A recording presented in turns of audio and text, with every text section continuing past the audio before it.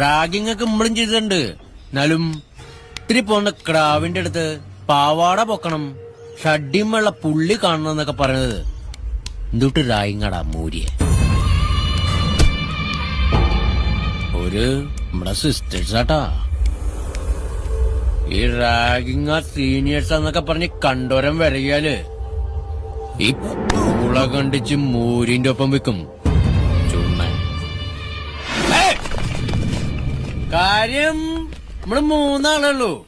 പക്ഷെ മേത്തോട്ടാ തീർത്തോളണട്ടാ. ജെയ്സനാ പറയണേ, കേട്ടിണ്ടാവും വരാല് ജെയ്സൺ.